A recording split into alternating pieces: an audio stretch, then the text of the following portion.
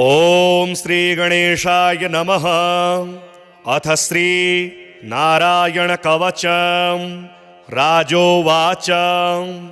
यया गुप्तः सहस्राक्षः सवाहा नृपुसैनिकान् क्रीडन्निव विनिर्जित्य त्रिलोक्या बुभुजे श्रियम् भगवस्तन्ममाख्यायि वर्म नारायणात्मकम् यथा ततागिनः शत्रून् येन गुप्तो जयन्मृधे। श्रीशुक उवाच वृतः पुरोहितस्त्वाष्ट्रो महेन्द्रायानुपृच्छते नारायणाख्यं वरमाह तदिहैकमनः शृणु। विश्वरूप उवाच धौताङ्घ्रिपाणिराचम्य सपवित्र उदङ्मुखः कृतस्वाङ्गकरन्यासो मन्त्राभ्यां वाग्यतः शुचिः। नारायणमयं वरम सन्नहेध्वय आगते पादयोर्जानुनोरूर्वो रुदरे हृद्यथोरसि मुखे शिरस्यानुपूर्व्या दोङ्कारादीनि विन्यसेत्। ॐ नमो नारायणायेति विपर्ययमथापि वा करन्यासं ततः कुर्यात् द्वादशाक्षरविद्यया प्रणवादीयकारान्तं मङ्गुल्यङ्गुष्टपर्वसु न्यसेदृदय ओङ्कारं विकारमनुमूर्धनि षकारं तो भ्रुवोर्मध्ये णकारं शिखया दिशेत् वेकारं नेत्रयोर्युञ्जान् नकारं सर्वसन्दिषु मकारमस्त्रमुद्दिश्य मन्त्रमूर्तिर्भवेद्बुधः सविसर्गं फडन्तं तत् सर्वदिक्षु विनिर्दिशेत्। आत्मानं परमं ध्येयं षट्शक्तिभिर्युतं विद्या तेजस्तपो मूर्ति मिमं मन्त्रमुदाहरेत्। ॐ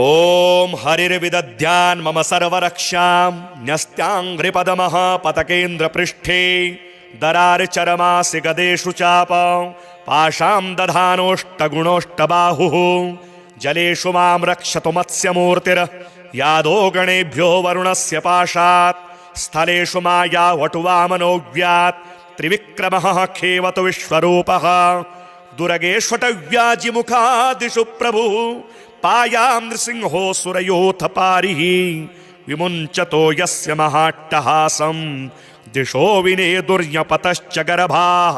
रक्षत्वशौमाध्वनियज्ञकल्पः स्वदष्ट्रयोन्नीतधरो वराहः रामोद्रिकूटेष्वथ विप्रवासे सलक्ष्मणो व्याद्भरताग्रजोऽस्मान् मामुग्रधर्मादखिलात् प्रमादा नारायणः पातु नरश्च हासात् दत्तस्त्वयोगादथ योगनाथः पायाद्गुणेशः कपिलः कर्मबन्धात् सनत्कुमारो वतु कामदेवा जय शीर्षा मां पतिदेवखेलनात् देवर्षिवर्यः पुरुषार्चनान्तरात् कूर्मो हरिर्मां निरयादशेषात् धन्वन्तरिर्भगवान् पात्वपथ्यात् द्वन्द्वाद्भयादृषभो निर्जितात्मा यज्ञश्च लोकादवताञ्जनान्ता बलोगणात् क्रोधवशादगीन्द्रः द्वैपायनो भगवान् प्रबोधात् बुद्धस्तु पाखण्डगणप्रमादात् कलकिः कलेः कालमलात् प्रपातु धर्मावनायोरुकृतावतारः मां केशवो गदया प्रातरव्याद् गोविन्द आसङ्गमवात्तवेणुः नारायणः प्राहण उदात्तशक्तिर् मध्यं दिने विष्णुररीन्द्रपाणिः देवोपराह्ने मधुहोग्रधन्वा सायं त्रिधामावतु माधवो मां दोषे हृषीकेश उतार्धरात्रे निशीथ एकोवतु पद्मनाभः श्रीवत्सधामा पररात्र ईशः प्रत्यूष ईशोऽसि धरो जनार्दनः दामोदरो व्यादनुसन्ध्यं प्रभाते विश्वेश्वरो भगवान् कालमूर्तिः चक्रं युगान्तानलतिग्मनेमि प्रमत्समन्ताद् भगवत्प्रयुक्तं दन्दग्धिदन्दग्धरिषैन्यमाशु कक्षं यथा वातसखो हुताशः गदेश निस्पर्श निवुस्फुलिङ्गे निष्पिण्ढि निष्पिण्ढ्यजित प्रियासि कूष्माण्डवेनायक यक्षरक्षो भूतग्रहाश्चूर्णय चूर्णयारीन् त्वं यातु धान प्रमथ प्रेतमात्री पिशाच विप्रग्रह घोर दृष्टीन् दरेन्द्रविद्रावय कृष्णपूरितो भीमश्वनोरेर्हृदयानि कम्पयन् त्वमतिग्मधारा शिवरारिसैन्य मीश प्रयुक्तो मम छिन्धि छिन्धि चक्षुंसि चरमच्छतचन्द्रछादै द्विषामघोनां हरपापचक्षुषां यन्नो भयं गृहेभ्यो भूत् केतुभ्यो नृभ्य एव च सरीसृपेभ्यो दष्ट्रिभ्यो भूतेभ्यो होभ्य एव च सर्वाण्येतानि भगवान् नामरूपास्त्रकीर्तनात् प्रयान्तो सक्षयं सद्यो येन श्रेयः प्रतीपकाः गरुडो भगवान् स्तोत्रस्तोभश्छन्दोमयः प्रभुः रक्षत्वशेषकृच्छेभ्यो विश्वक्सेनः स्वनामभिः सर्वापद्भ्यो हरेर्नाम रूपयानायुधानि नः बुद्धीन्द्रियमनः प्राणान् पान्तु पार्षदभूषणाः यथा हि भगवानेव वस्तुतः सदसच्चयत सत्येनानेन नः सर्वे यान्तु नाशमुपद्रवाः यथैकात्म्यानुभावानां विकल्परहितः स्वयं घोषणायुधलिङ्गाख्या धत्ते शक्तिः स्वमायया तेनैव सत्यमानेन सर्वज्ञो भगवान् हरिः पातु सर्वैः स्वरूपैर्नः सदा सर्वत्र सर्वगः विदिक्षु दिक्षोर्ध्वमदः समन्तात् अन्तर्बहिर्भगवान् नारसिंहः प्रहापयन् लोकभयं स्वनेन स्वतेजसाग्रस्तसमस्ततेजाः मघवन्निदमाख्यातं वर्मनारायणात्मकं विजेष्यस्याञ्जसा येन दंशितोऽसुरयोथपान् एतद्धारयमाणस्तु यं यं पश्यति चक्षुषा पदा वा संस्पृशेत् सद्यः साध्वसात् स विमुच्यते न कुतश्चिद् भयं तस्य विद्यां धारयतो भवेत् राजदस्योग्रहादिभ्यो व्याघ्रादिभ्यश्च कर्हिचित् इमां विद्यां पुरा कश्चित् कौशिको धारयान् द्विजः योगधारणया स्वाङ्गं जहौ स मरुधन्वनि तस्योपरि विमानेन गन्धर्वपतिरेकदा ययौ चित्ररथस्त्रीभिर्वृतो यत्र द्विजक्षयः गगनान्यपतत्सद्यः सविमानो ह्यवाक्षिराः सवालखिल्यवचना दस्थिन्यादाय विस्मितः प्रास्य प्राच्ये सरस्वत्यां स्नात्वा धाम समन्वगात् श्रीशुक उवाच य इदं शृणुयात् काले यो धारयति चादृतः तं नमस्यन्ति भूतानि मुच्यते सर्वतो भयात् एतां विद्यामधिगतो विश्वरूपाच्छतक्रतुः त्रैलोक्यलक्ष्मीं बुभुजे विनिर्जित्य मृधेसुरान् श्रीनारायणार्पणमस्तु। राजोवाच यया गुप्तः सहस्राक्षः सवाहा नृपुसैनिकान् क्रीडन्निव विनिर्जित्य त्रिलोक्या बुभुजे श्रियं भगवस्तन्ममाख्यायि वर्मनारायणात्मकं यथा तथागिनः शत्रून् येन गुप्तो जयन्मृधे। श्रीशुक उवाच वृतः पुरोहितस्त्वाष्ट्रो महेन्द्रायानुपृच्छते नारायणाख्यं वरमाह तदिहैकमनः शृणु। विश्वरूप उवाच धौताङ्घ्रिपाणिराचम्य सपवित्र उदङ्मुखः कृतस्वाङ्गकरन्यासो मन्त्राभ्यां वाग्यतः शुचिः नारायणमयं वरम सन्नहेध्वय आगते पादयोर्जानुनोरूर्वो रुदरे हृद्यथोरसि मुखे शिरस्यानुपूर्व्या दोङ्कारादीनि विन्यसेत् ॐ नमो नारायणायेति विपर्ययमथापि वा करन्यासं ततः कुर्यात् द्वादशाक्षरविद्यया प्रणवादीयकारान्त मङ्गुल्यङ्गुष्ठपर्वसु न्यसेदृदय ओङ्कारं विकारमनुमूर्धनि षकारं तो भ्रुवोर्मध्ये णकारं शिखया दिशेत् वेकारं नेत्रयोर्युञ्जान् नकारं सर्वसन्दिषु मकारमस्त्रमुद्दिश्य मन्त्रमूर्तिर्भवेद्बुधः सविसर्गं फडन्तं तत् सर्वदिक्षु विनिर्दिशेत् आत्मानं परमं ध्येयं षट्शक्तिभिर्युतं विद्या तेजस्तपो मूर्ति मिमं मन्त्रमुदाहरेत् ॐ हरिर्विदध्यान् मम सर्वरक्षां न्यस्त्याङ्घ्रिपदमः पतकेन्द्रपृष्ठे दरारचरमासि गदेषु चाप पाशां दधानोष्टगुणोष्टबाहुः जलेषु मां रक्षतु मत्स्यमूर्तिर् यादो गणेभ्यो वरुणस्य पाशात् स्थलेषु माया वटुवामनोऽव्यात् त्रिविक्रमः खेवतु विश्वरूपः दुर्गेष्वटव्याजिमुखादिषु प्रभुः पायां नृसिंहो सुरयोऽथ पारिः विमुञ्चतो यस्य महाट्टहासं दिशो विनेदुर्यपतश्च गर्भाः रक्षत्वशौमाध्वनियज्ञकल्पः स्वदष्ट्रयोन्नीतधरो वराहः रामोद्रिकूटेष्वथ विप्रवासे सलक्ष्मणो व्याद्भरताग्रजोऽस्मान् मामुग्रधर्मादखिलात् प्रमादा नारायणः पातु नरश्च हासात् दत्तस्त्वयोगादथ योगनाथः पायाद्गुणेशः कपिलः कर्मबन्धात् सनत्कुमारो वतु कामदेवा जय शीर्षा मां पतिदेवकेलनात् देवर्षिवर्यः पुरुषार्चनान्तरात् कूर्मो हरिर्मां निरयादशेषात् धन्वन्तरिर्भगवान् पात्वपथ्यात् द्वन्द्वाद् भयादृषभो निर्जितात्मा यज्ञश्च लोकादवताञ्जनान्ता बलोगणात् क्रोधवशादगीन्द्रः द्वैपायनो भगवान् प्रबोधात् बुद्धस्तु पाखण्डगणप्रमादात् कलकिः कलेः कालमलात् प्रपातु धर्मावनायोरु कृतावतारः मां केशवो गदया प्रातरव्याद् गोविन्द आसङ्गमवात्तवेणुः नारायणः प्राहण उदात्तशक्तिर मध्यं दिने विष्णुररीन्द्रपाणिः देवोपराह्ने मधुहोग्रधन्वा सायं त्रिधामावतु माधवो मां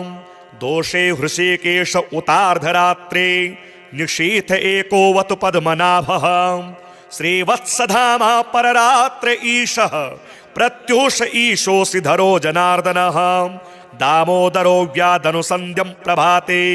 विश्वेश्वरो भगवान् कालमूर्तिः चक्रं युगान्तानलतिग्मनेमि प्रमत्समन्ताद् भगवत्प्रयुक्तं दन्दग्धिदन्दग्ध्यरिषेण्यमाशु कक्षं यथा वातसखो हुताशः गदेश निस्पर्श निवुस्फुलिङ्गे निष्पिण्ढि निष्पिण्ढ्यजित प्रियासि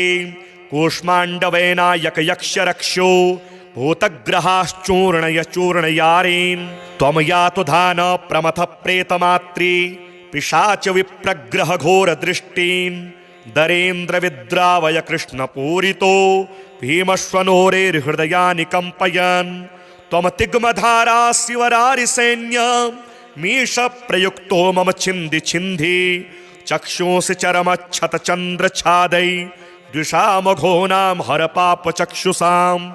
यन्नो भयं गृहेभ्यो भूत् केतुभ्यो नृभ्य एव च सरीसृपेभ्यो दष्ट्रिभ्यो भूतेभ्यो होभ्य एव च सर्वाण्येतानि भगवान् नाम रूपास्त्रकीर्तनात् प्रयान्तो सक्षयं सद्यो येन श्रेयः प्रतीपकाः गरुडो भगवान् स्तोत्रस्तोभश्छन्दोमयः प्रभुः रक्षत्वशेषकृच्छेभ्यो विश्वक्सेनः स्वनामभिः सर्वापद्भ्यो हरेर्नाम रूपयानायुधानि नः बुद्धीन्द्रियमनः प्राणान् पान्तु पार्षदभूषणाः यथा हि भगवानेव वस्तुतः सदसच्चयत सत्येनानेन नः सर्वे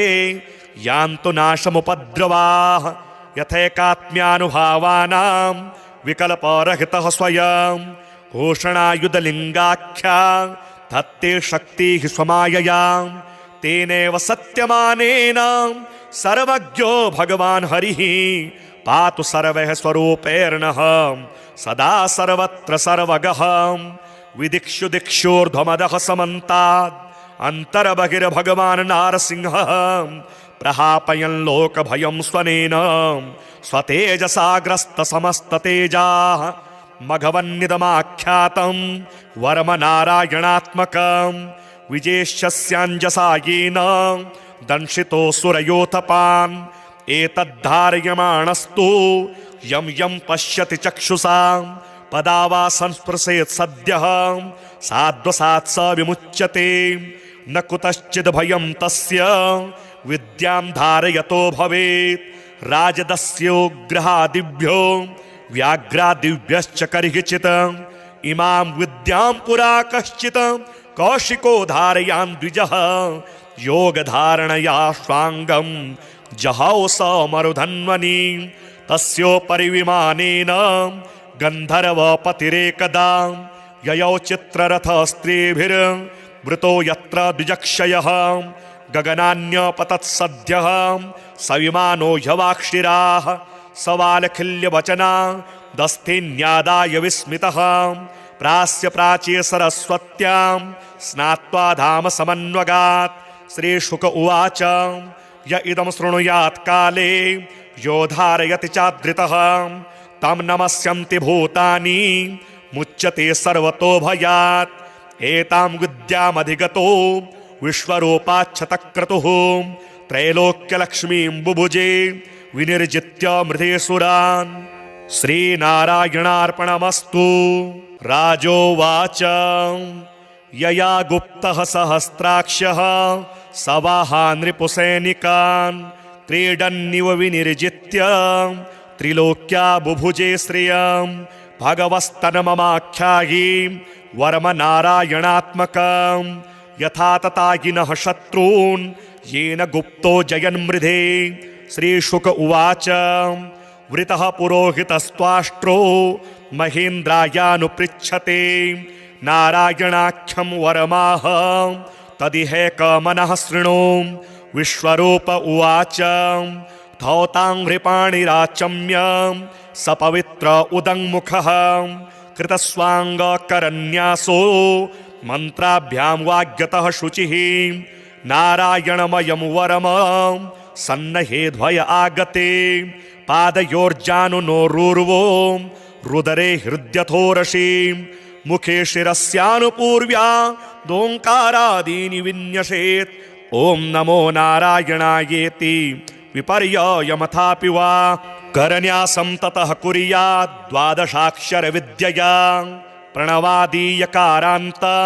मङ्गुल्यङ्गुष्ठपर्वसु न्यसेदृदय ओङ्कारं विकारमनुमूर्धनि षकारं तो भ्रुवोर्मध्ये णकारं शिखया दिशेत् वेकारं नेत्रयोर्युञ्जान् नकारं सर्वसन्दिषु मकारमस्त्रमुद्दिश्य मन्त्रमूर्तिर्भवेद्बुधः सविसर्गं फडन्तं तत् सर्वदिक्षु विनिर्दिशेत् आत्मानं परमं ध्येयं षट्शक्तिभिर्युतं विद्या तेजस्तपो मूर्ति मिमं मन्त्रमुदाहरेत्। ॐ हरिर्विदध्यान् मम सर्वरक्षां न्यस्त्याङ्घ्रिपदमः पतकेन्द्रपृष्ठे दरार्चरमासि गदेषु चाप पाशां दधानोष्टगुणोष्टबाहुः जलेषु मां रक्षतु मत्स्यमूर्तिर् यादो गणेभ्यो वरुणस्य पाशात् स्थलेषु माया वटुवामनोऽव्यात् त्रिविक्रमः खेवतु विश्वरूपः दुर्गेष्वटव्याजिमुखादिषु प्रभुः पायां नृसिंहोऽसुरयोऽथ पारिः विमुञ्चतो यस्य महाट्टहासं दिशो विनेदुर्यपतश्च गर्भाः रक्षत्वशौमाध्वनियज्ञकल्पः स्वदष्ट्रयोन्नीतधरो वराहः रामोद्रिकूटेष्वथ विप्रवासे सलक्ष्मणो व्याद्भरताग्रजोऽस्मान् मामुग्रधर्मादखिलात् प्रमादा नारायणः पातु नरश्च हासात् दत्तस्त्वयोगादथ योगनाथः पायाद्गुणेशः कपिलः कर्मबन्धात् सनत्कुमारो वतु कामदेवा जय शीर्षा मां पतिदेवखेलनात् देवर्षिवर्यः पुरुषार्चनान्तरात् कूर्मो हरिर्मां निरयादशेषात् धन्वन्तरिर्भगवान् पात्वपथ्यात् द्वन्द्वाद् भयादृषभो निर्जितात्मा यज्ञश्च लोकादवताञ्जनान्तान् बलोगणात् क्रोधवशादहीन्द्रः द्वैपायनो भगवान् प्रबोधात् बुद्धस्तु पाखण्डगणप्रमादात् कलकिः कलेः कालमलात् प्रपातु धर्मावनायोरु कृतावतारः मां केशवो गदया प्रातरव्याद् गोविन्द आसङ्गमवात्तवेणुः नारायणः प्राहण उदात्त शक्तिर मध्यं दिने विष्णुररीन्द्रपाणिः देवोपराह्ने मधुहोग्रधन्वा सायं त्रिधामावतु माधवो मां दोषे हृषीकेश उतार्धरात्रे निशीथ एकोवतु पद्मनाभः श्रीवत्सधामा पररात्र ईशः प्रत्यूष ईशोऽसि धरो जनार्दनः दामोदरो व्यादनुसन्ध्यं प्रभाते विश्वेश्वरो भगवान् कालमूर्तिः चक्रं युगान्तानलतिग्मनेमि प्रमत्समन्ताद् भगवत्प्रयुक्तं दन्दग्धिदन्दग्धरिषेण्यमाशु कक्षं यथा वातसखो हुताशः गदेश निस्पर्श निवुस्फुलिङ्गे निष्पिण्ढि निष्पिण्ढ्यजित प्रियासि कूष्माण्डवेनायक यक्ष रक्षो भूतग्रहाश्चूर्णय चूर्णयारीन् त्वं यातु धान प्रमथ प्रेतमात्री पिशाच विप्रग्रह घोर दृष्टीन् दरेन्द्र विद्रावय कृष्ण पूरितो भीमश्वनोरेर्हृदयानि कम्पयन् त्वं तिग्मधारा शिवरारि सैन्य मीश प्रयुक्तो मम छिन्धि छिन्धि चक्षुंसि चरमच्छत चन्द्र छादै द्विषामघोनां हर पाप चक्षुषां यन्नो भयं गृहेभ्यो भूत् केतुभ्यो नृभ्य एव च सरीसृपेभ्यो दष्ट्रिभ्यो भूतेभ्यो होभ्य एव च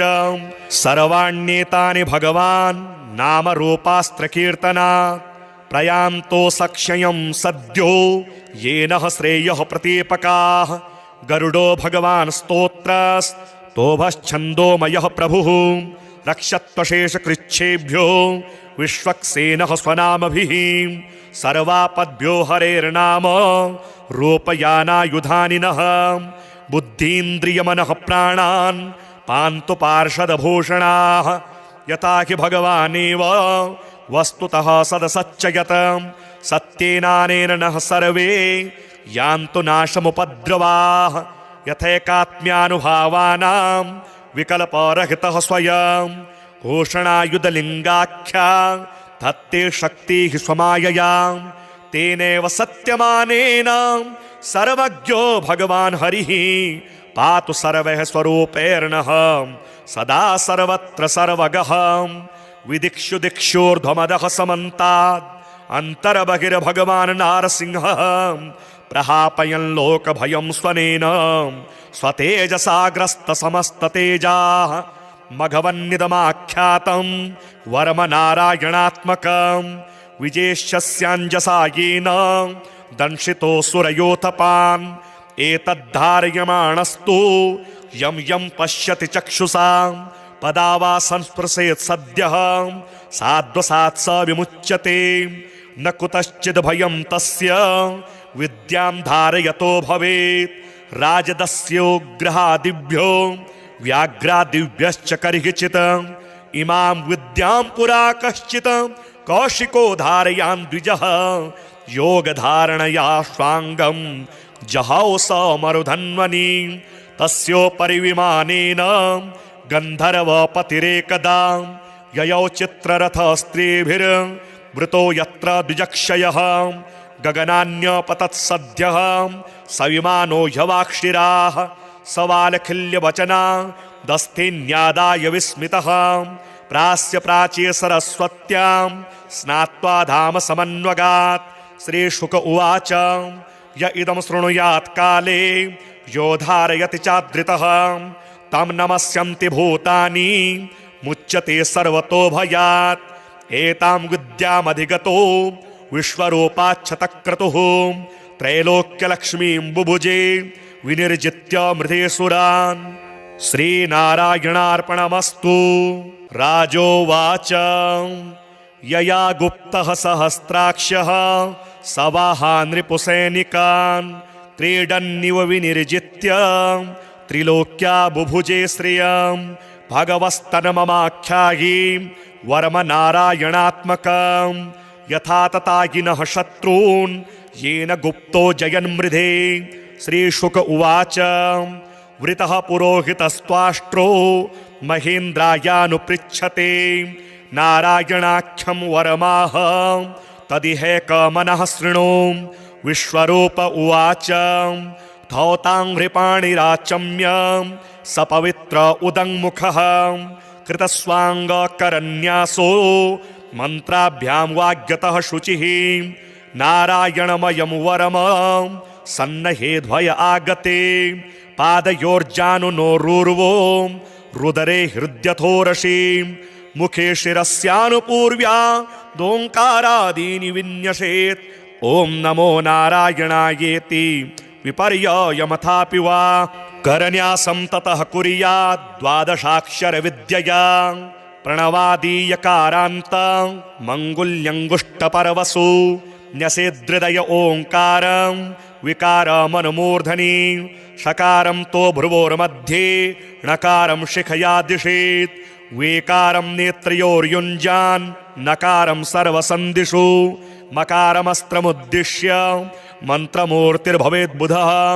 सविसर्गं फडन्तं तत् सर्वदिक्षु विनिर्दिशेत् आत्मानं परमं ध्येयं षट्शक्तिभिर्युतं विद्या तेजस्तपो मूर्ति मिमं मन्त्रमुदाहरेत् ॐ हरिर्विदध्यान् मम सर्वरक्षां न्यस्त्याङ्घ्रिपदमः पतकेन्द्रपृष्ठे दरारिचरमासि गदेषु चाप पाशां दधानोष्टगुणोष्टबाहुः जलेषु मां रक्षतु मत्स्यमूर्तिर् यादो गणेभ्यो वरुणस्य पाशात् स्थलेषु माया वटुवामनोऽव्यात् त्रिविक्रमः खेवतु विश्वरूपः दुर्गेष्वटव्याजिमुखादिषु प्रभुः पायां नृसिंहो सुरयोऽथ पारिः विमुञ्चतो यस्य महाट्टहासं दिशो विनेदुर्यपतश्च गर्भाः रक्षत्वशौमाध्वनियज्ञकल्पः स्वदष्ट्रयोन्नीतधरो वराहः रामोद्रिकूटेष्वथ विप्रवासे सलक्ष्मणो व्याद्भरताग्रजोऽस्मान् मामुग्रधर्मादखिलात् प्रमादा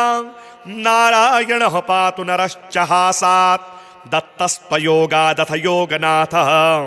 पायाद्गुणेशः कपिलः कर्मबन्धात् सनत्कुमारो वतु कामदेवा जय शीर्षा मां पतिदेवखेलनात् देवर्षिवर्यः पुरुषार्चनान्तरात् कूर्मो हरिर्मां निरयादशेषात् धन्वन्तरिर्भगवान् पात्वपथ्यात् द्वन्द्वाद्भयादृषभो निर्जितात्मा यज्ञश्च लोकादवताञ्जनान्ता बलोगणात् क्रोधवशादगीन्द्रः द्वयपायनो भगवान् प्रबोधात् बुद्धस्तु पाखण्डगणप्रमादात् कलकिः कलेः कालमलात् प्रपातु धर्मावनायोरुकृतावतारः मां केशवो गदया प्रातरव्याद् गोविन्द आसङ्गमवात्तवेणुः नारायणः प्राण उदात्तशक्तिर् मध्यं दिने विष्णुररीन्द्रपाणिः देवोपराह्ने मधुहोग्रधन्वा सायं त्रिधामावतु माधवो मां दोषे हृषीकेश उतार्धरात्रे निशीथ एकोवतु पद्मनाभः श्रीवत्सधामा पररात्र ईशः प्रत्यूष ईशोऽसि धरो जनार्दनः दामोदरो व्यादनुसन्ध्यं प्रभाते विश्वेश्वरो भगवान् कालमूर्तिः चक्रं युगान्तानलतिग्मनेमि प्रमत्समन्ताद् भगवत्प्रयुक्तं दन्दग्धिदन्दग्ध्यरिषैन्यमाशु कक्षं यथा वात सखो हुताशः गदेश निस्पर्श निवुस्फुलिङ्गे निष्पिण्ढि निष्पिण्ढ्यजित प्रियासि कूष्माण्डवेनायक यक्ष रक्षो भूतग्रहाश्चूर्णय चूर्णयारीन् त्वं यातु धान प्रमथ प्रेतमात्री पिशाच विप्रग्रह घोर दृष्टीन् दरेन्द्र विद्रावय कृष्ण पूरितो भीमश्वनोरेर्हृदयानि कम्पयन् त्वं तिग्मधारा शिवरारि सैन्य मीश प्रयुक्तो मम छिन्धि छिन्धि चक्षुंसि चरमच्छत चन्द्र छादै द्विषामघोनां हर पाप चक्षुषां यन्नो भयं गृहेभ्यो भूत् केतुभ्यो नृभ्य एव च सरीसृपेभ्यो दष्ट्रिभ्यो हूतेभ्यो होभ्य एव च सर्वाण्येतानि भगवान् नाम रूपास्त्र कीर्तना प्रयान्तो सक्षयं सद्यो येन श्रेयः प्रतीपकाः गरुडो भगवान् स्तोत्रस्तोभश्छन्दोमयः प्रभुः रक्षत्वशेषकृच्छेभ्यो विश्वक्सेनः स्वनामभिः सर्वापद्भ्यो हरेर्नाम रूपयानायुधानिनः बुद्धीन्द्रियमनः प्राणान् पान्तु पार्षदभूषणाः यथा हि भगवानेव वस्तुतः सदसच्चयत सत्येनानेन नः सर्वे यान्तु नाशमुपद्रवाः यथैकात्म्यानुभावानां विकल्परहितः स्वयं घोषणायुधलिङ्गाख्या धत्ते शक्तिः स्वमायया तेनैव सत्यमानेन सर्वज्ञो भगवान् हरिः पातु सर्वैः स्वरूपैर्नः सदा सर्वत्र सर्वगः विदिक्षु दिक्षोर्ध्वमदः समन्तात् अन्तर्बहिर्भगवान् नारसिंहः प्रहापयन् लोकभयं स्वनेन स्वतेजसा ग्रस्तसमस्ततेजाः मघवन्निदमाख्यातं वर्मनारायणात्मकं विजेष्यस्याञ्जसा येन दंशितोऽसुरयोथपान् एतद्धारयमाणस्तु यं यं पश्यति चक्षुषा पदा वा संस्पृशेत् सद्यः साध्वसात् स विमुच्यते न कुतश्चिद् भयं तस्य विद्यां धारयतो भवेत् राजदस्योग्रहादिभ्यो व्याघ्रादिभ्यश्च कर्हिचित् इमां विद्यां पुरा कश्चित् कौशिको धारयान् द्विजः योगधारणया स्वाङ्गं जहौ स मरुधन्वनि तस्योपरि विमानेन गन्धर्वपतिरेकदा ययौ चित्ररथस्त्रीभिर्वृतो यत्र द्विजक्षयः गगनान्यपतत्सद्यः सविमानो ह्यवाक्षिराः सवालखिल्यवचना दस्थिन्यादाय विस्मितः प्रास्य प्राच्ये सरस्वत्यां स्नात्वा धाम समन्वगात् श्रीशुक उवाच य इदं शृणुयात् काले यो धारयति चादृतः तं नमस्यन्ति भूतानि मुच्यते सर्वतो भयात् एतां विद्यामधिगतो विश्वरूपाच्छतक्रतुः त्रैलोक्यलक्ष्मीं बुभुजे विनिर्जित्य मृधेसुरान् श्रीनारायणार्पणमस्तु। राजोवाच यया गुप्तः सहस्राक्षः सवाहा नृपुसैनिकान् क्रीडन्निव विनिर्जित्य त्रिलोक्या बुभुजे श्रियं भगवस्तन्ममाख्यायि वर्मनारायणात्मकं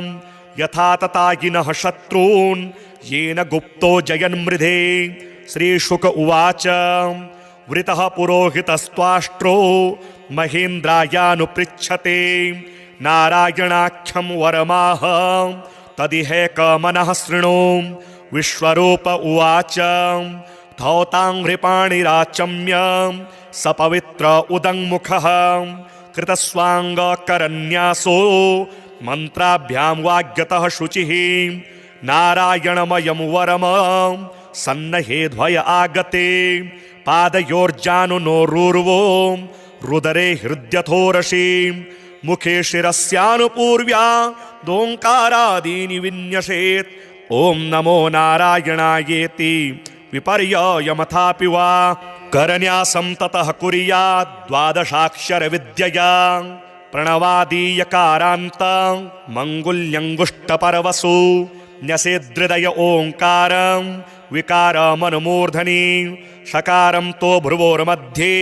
णकारं शिखया दिशेत् वेकारं नेत्रयोर्युञ्जान् नकारं सर्वसन्दिषु मकारमस्त्रमुद्दिश्य मन्त्रमूर्तिर्भवेद्बुधः सविसर्गं फडन्तं तत् सर्वदिक्षु विनिर्दिशेत् आत्मानं परमं ध्येयं षट्शक्तिभिर्युतं विद्या तेजस्तपो मूर्ति मिमं मन्त्रमुदाहरेत्। ॐ हरिर्विदध्यान् मम सर्वरक्षां न्यस्त्याङ्घ्रिपदमः पतकेन्द्रपृष्ठे दरार्चरमासि गदेषु चाप पाशां दधानोष्टगुणोष्टबाहुः जलेषु मां रक्षतु मत्स्यमूर्तिर् यादो गणेभ्यो वरुणस्य पाशात् स्थलेषु माया वटुवामनोऽव्यात् त्रिविक्रमः खेवतु विश्वरूपः दुरगेष्वटव्याजिमुखादिषु प्रभुः पायां नृसिंहोऽसुरयोऽथ पारिः विमुञ्चतो यस्य महाट्टहासं दिशो विनेदुर्यपतश्च गर्भाः रक्षत्वशौमाध्वनियज्ञकल्पः स्वदष्ट्रयोन्नीतधरो वराहः रामोद्रिकूटेष्वथ विप्रवासे सलक्ष्मणो व्याद्भरताग्रजोऽस्मान् मामुग्रधर्मादखिलात् प्रमादा नारायणः पातु नरश्च हासात् दत्तस्त्वयोगादथ योगनाथः पायाद्गुणेशः कपिलः कर्मबन्धात् सनत्कुमारो वतु कामदेवा जयशीर्षा मां पतिदेवखेलनात् देवर्षिवर्यः पुरुषार्चनान्तरात् कूर्मो हरिर्मां निरयादशेषात् धन्वन्तरिर्भगवान् पात्वपथ्यात् द्वन्द्वाद्भयादृषभो निर्जितात्मा यज्ञश्च लोकादवताञ्जनान्तान् बलोगणात् क्रोधवशादहीन्द्रः द्वैपायनो भगवान् प्रबोधात् बुद्धस्तु पाखण्डगणप्रमादात् कलकिः कलेः कालमलात् प्रपातु धर्मावनायोरुकृतावतारः मां केशवो गदया प्रातरव्याद् गोविन्द आसङ्गमवात्तवेणुः नारायणः प्राण उदात्तशक्तिर मध्यं दिने विष्णुररीन्द्रपाणिः देवोपराह्ने मधुहोग्रधन्वा सायं त्रिधामावतु माधवो मां दोषे हृषीकेश उतार्धरात्रे निशीथ एकोवतु पद्मनाभः श्रीवत्सधामा पररात्र ईशः प्रत्यूष ईशोऽसि धरो जनार्दनः दामोदरो व्यादनुसन्ध्यं प्रभाते विश्वेश्वरो भगवान् कालमूर्तिः चक्रं युगान्तानलतिग्मनेमि प्रमत्समन्ताद् भगवत्प्रयुक्तं दन्दग्धिदन्दग्धरिषैन्यमाशु कक्षं यथा वातसखो हुताशः गदेश निस्पर्श निवुस्फुलिङ्गे निष्पिण्ढि निष्पिण्ढ्यजित प्रियासि कूष्माण्डवेनायक यक्ष रक्षो भूतग्रहाश्चूर्णय चूर्णयारीन् त्वं यातु धान प्रमथ प्रेतमात्री पिशाच विप्रग्रह घोर दृष्टीन् दरेन्द्र विद्रावय कृष्ण पूरितो भीमश्वनोरेर्हृदयानि कम्पयन् त्वं तिग्मधारा शिवरारि सैन्य मीश प्रयुक्तो मम छिन्धि छिन्धि चक्षुंसि चरमच्छत चन्द्र छादै द्विषामघोनां हर पाप चक्षुषाम् यन्नो भयं गृहेभ्यो भूत् केतुभ्यो नृभ्य एव च सरीसृपेभ्यो दष्ट्रिभ्यो हूतेभ्यो होभ्य एव च सर्वाण्येतानि भगवान् नामरूपास्त्रकीर्तनात् प्रयान्तो सक्षयं सद्यो येन श्रेयः प्रतीपकाः गरुडो भगवान् स्तोत्रस्तोभश्छन्दोमयः प्रभुः रक्षत्वशेषकृच्छेभ्यो विश्वक्सेनः स्वनामभिः सर्वापद्भ्यो हरेर्नाम रूपयानायुधानिनः बुद्धीन्द्रियमनः प्राणान् पान्तु पार्षदभूषणाः यथा हि भगवानेव वस्तुतः सदसच्चयत सत्येनानेन नः सर्वे यान्तु नाशमुपद्रवाः यथैकात्म्यानुभावानां विकल्परहितः स्वयं घोषणायुधलिङ्गाख्या धत्ते शक्तिः स्वमायया तेनैव सत्यमानेन सर्वज्ञो भगवान् हरिः पातु सर्वैः स्वरूपैर्नः सदा सर्वत्र सर्वगः विदिक्षु दिक्षोर्ध्वमदः समन्तात् अन्तर्बहिर्भगवान् नारसिंहः प्रहापयन् लोकभयं स्वनेन स्वतेजसाग्रस्तसमस्ततेजाः मघवन्निदमाख्यातं वर्म नारायणात्मकं विजेष्यस्याञ्जसा येन दंशितोऽसुरयोथपान् एतद्धारयमाणस्तु यं यं पश्यति चक्षुषा पदा वा संस्पृशेत् सद्यः साध्वसात् स विमुच्यते न कुतश्चिद् भयं तस्य विद्यां धारयतो भवेत् राजदस्योग्रहादिभ्यो व्याघ्रादिभ्यश्च कर्हिचित् इमां विद्यां पुरा कश्चित् कौशिको धारयान् द्विजः योगधारणया स्वाङ्गं जहौ स मरुधन्वनि तस्योपरि विमानेन गन्धर्वपतिरेकदा ययौ चित्ररथस्त्रीभिर्वृतो यत्र द्विजक्षयः गगनान्यपतत्सद्यः सविमानो ह्यवाक्षिराः सवालखिल्यवचना दस्थिन्यादाय विस्मितः प्रास्य प्राच्ये सरस्वत्यां स्नात्वा धाम समन्वगात्। श्रीशुक उवाच य इदं शृणुयात् काले यो धारयति चादृतः तं नमस्यन्ति भूतानि मुच्यते सर्वतो भयात्। एतां विद्यामधिगतो विश्वरूपाच्छतक्रतुः त्रैलोक्यलक्ष्मीं बुभुजे विनिर्जित्य मृधेसुरान्। श्रीनारायणार्पणमस्तु। राजोवाच यया गुप्तः सहस्राक्षः सवाहा नृपुसैनिकान् क्रीडन्निव विनिर्जित्य त्रिलोक्या बुभुजे श्रियं भगवस्तन्ममाख्यायि वर्म नारायणात्मकं यथा ततागिनः शत्रून् येन गुप्तो जयन्मृधे। श्रीशुक उवाच वृतः पुरोहितस्त्वाष्ट्रो महेन्द्रायानुपृच्छते नारायणाख्यं वरमाह तदिहैकमनः शृणु। विश्वरूप उवाच धौताङ्घ्रिपाणिराचम्य सपवित्र उदङ्मुखः कृतस्वाङ्गकरन्यासो मन्त्राभ्यां वाग्यतः शुचिः नारायणमयं वरम सन्नहेध्वय आगते पादयोर्जानुनोरूर्वो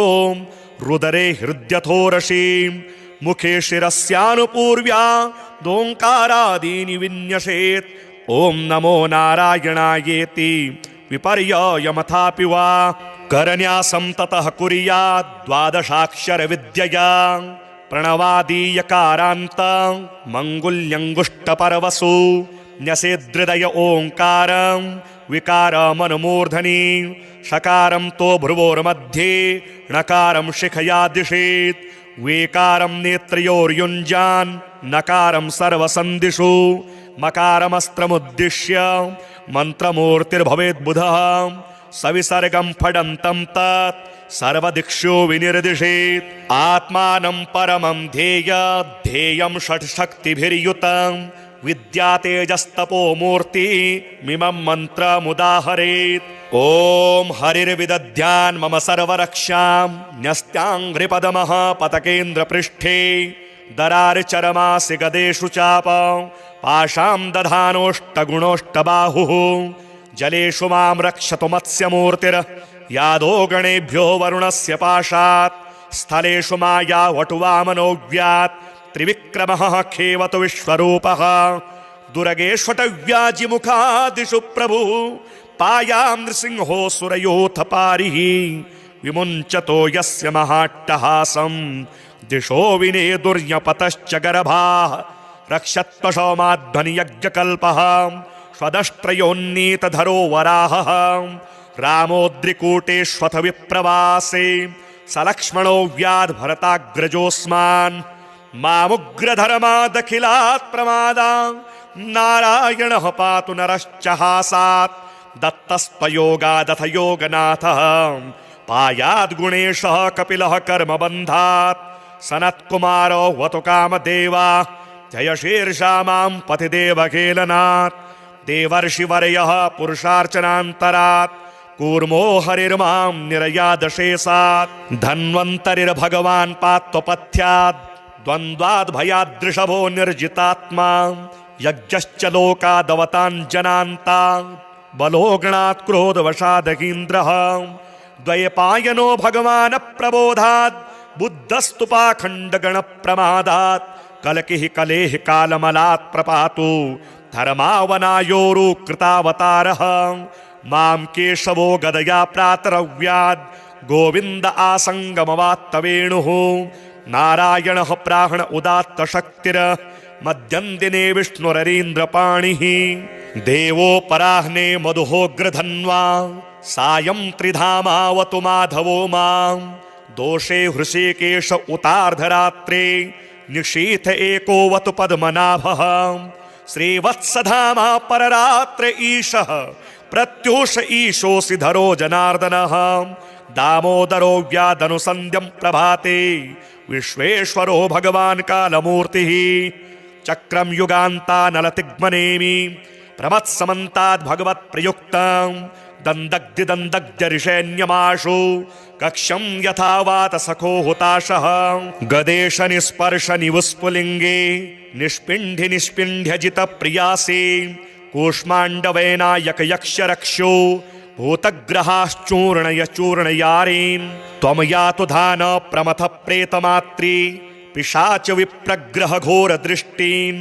दरेन्द्र विद्रावय कृष्ण पूरितो भीमश्वनोरेर्हृदयानि कम्पयन् त्वं तिग्मधारा शिवरारि सैन्य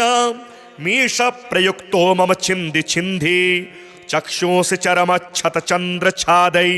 द्विषामघोनां हर पाप चक्षुषां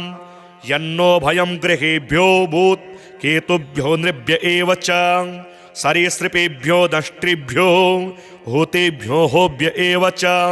सर्वाण्येतानि भगवान् नामरूपास्त्रकीर्तनात् प्रयान्तो सक्षयं सद्यो येन श्रेयः प्रतीपकाः गरुडो भगवान् स्तोत्रस्तोभश्छन्दोमयः प्रभुः रक्षत्वशेषकृच्छेभ्यो विश्वक्सेनः स्वनामभिः सर्वापद्भ्यो हरेर्नाम रूपयानायुधानि नः बुद्धीन्द्रियमनः प्राणान् पान्तु पार्षदभूषणाः यथा हि भगवानेव वस्तुतः सदसच्चयत सत्येनानेन नः सर्वे यान्तु नाशमुपद्रवाः यथैकात्म्यानुभावानां विकल्परहितः स्वयं घोषणायुधलिङ्गाख्या धत्ते शक्तिः स्वमायया तेनैव सत्यमानेन सर्वज्ञो भगवान् हरिः पातु सर्वैः स्वरूपैर्नः सदा सर्वत्र सर्वगः विदिक्षु दिक्षोर्ध्वमदः समन्तात् अन्तर्बहिर्भगवान् नारसिंहः